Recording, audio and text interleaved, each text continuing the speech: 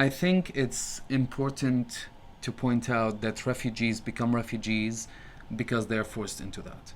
I was arrested in Damascus and I spent 6 weeks in prison. And then when I was released, I was told that if I stayed in Damascus, I'll be arrested again. And overnight, I had to pack the bare minimum and cross the borders and become a refugee. When I used to write as a teenager, as a young adult, I was writing those simplistic stories where right and wrong are very black and white. And as I went through that experience, I think I matured as a human myself. And I think that allowed me to see all the gray zones between the black and the white. There's no villains in real life and there's no heroes.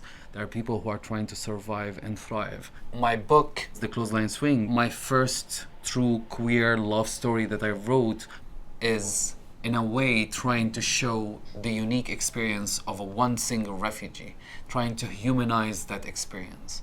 And I think that's really important because when you connect with a person, with another person on a human level, you manage to build empathy between you and them. I look at the mainstream media and they represent refugees as one entity. They call them swamps, they call them floods. When you see them as a group of refugees running across borders, you would never be able to see them as humans. Writing this book was extremely healing for me. The most beautiful outcome, completely unintended, is that so many people got in touch with me telling me how moved they are with the book. Specifically people who went through the same experiences as I did. Specifically people who grew up as sons and daughters of immigrants, who never had the chance to understand their own parents' experience until they read my book. I realized that there is a very unique opportunity for me to be a representation for a community. I represent myself, but at the same time, with my ability to write, I can in a way build a bridge between the Canadian mainstream community and those newcomers that I identify with.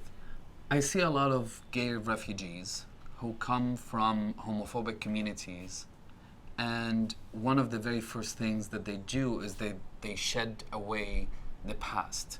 They let go of their identities, be it Syrian or any other racial or national identity. And I understand that. I understand completely why they do that, because the past was extremely traumatic for many of them, and they decide that this is the place where they can be themselves. And I think that's one way of navigating home. I am not physically in Syria, but I have roots in Syria. They're with me all the time.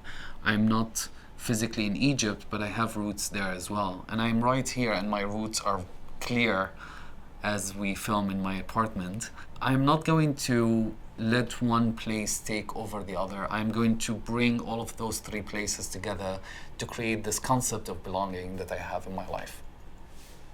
One of the places that I will always call home is my inner peace, who I am as a person. I can write wherever, because at the end of the day, whenever I have a pen and a paper or a laptop or even my mobile, as long as I can find that inner peace of mine, that little home of mine, that identities that come together to build who I am, I can 100% write.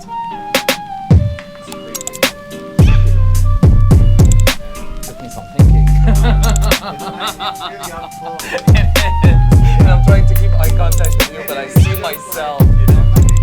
Comment to let us know what you thought about this episode. If you want to see more videos, make sure to subscribe and don't forget to hit the notification icon to stay in the mix. Thanks for watching.